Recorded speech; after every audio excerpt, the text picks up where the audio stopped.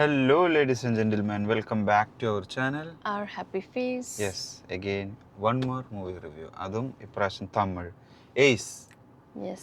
Vijay Sethupathiyude 51st movie as a lead actor. അതെ. Ace.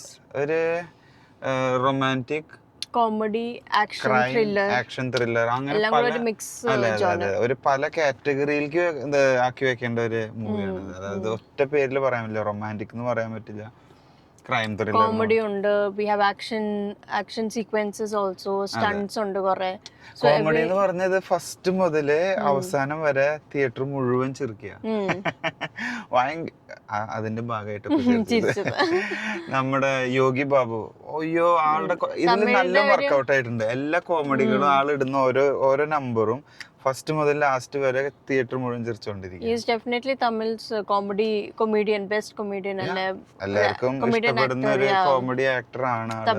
അത് ശരിക്കും ഈ ഒരു മൂവിയിലും ആള് ഫസ്റ്റ് തൊട്ട് ലാസ്റ്റ് വരെ ആള് ഡയറക്ടർ യൂസ് ചെയ്തിട്ടുണ്ട്, അങ്ങനെ പറയണം. And the Vijay and Yogi Babu's combination as well. Yeah.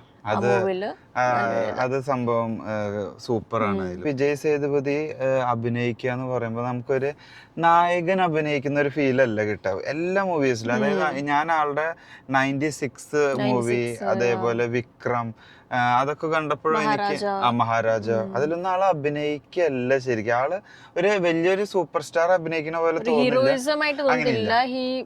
Because of his acting basically, like a natural acting he has, so he looks like a common man in the movie as well. Most of the movies adana ee padattil undayittulladu oru common man, oru normal man enganeyanu behave cheya aa reethikku thanne kadha kondu povunnundu, but still he is the hero of the movie. Exactly. മൂന്ന് different കഥകൾ, മൂന്ന് situations നെ അവർ ഒരുമിപ്പിച്ചിട്ട് കൊണ്ടുപോയിട്ട് എന്നിട്ട് last ഒരൊറ്റ റീസണിൽ എത്തിപ്പെടും. ആ ഒരു type of parallely ആ മൂന്ന് സ്റ്റോറിയും it comes to an end, അതായത് ഒരൊറ്റ സിംഗിൾ എൻഡിലേക്ക് എത്തിപ്പെടുന്ന രീതിയിൽ ചെയ്തിരിക്കുന്നത്. ഇതിന്റെ ഹീറോയിൻസ് രണ്ട് മെയിൻ ഹീറോയിൻസ് ഉണ്ട്, ഒരു മെയിൻ ഹീറോ, പിന്നെ നമ്മുടെ യോഗി ബാബു. അങ്ങനെ ഒത്തിരി ക്യാരക്ടേഴ്സ് ഇല്ല, ഉള്ളവരെ ചുരുക്കി വെച്ചിട്ട് ഒരു കോമഡി പടമായിട്ട് എടുത്തേക്കുന്നത്. ഹീറോയിൻസിൽ നമ്മൾ അറിയുന്നത് എന്ന് പറയാനായിട്ട് we have Divya Pillai, so and the main actress in this is Rukmini Vasant. ദിവ്യ പിള്ളേനെ നമുക്കറിയാം, മലയാളം മൂവീസിലൊക്കെ വന്നിട്ടുണ്ട്. നമ്മള് ഒത്തിരി തമിഴ് മൂവീസ് കാണാത്തോണ്ടാവും നമുക്ക് അത്ര ലിങ്ക് ആയിട്ട് പോവില്ല എല്ലാ ക്യാരക്ടേഴ്സിന്റെയും പേരും കാര്യങ്ങളും. ബട്ട് എനിക്ക് തോന്നുന്നൊരു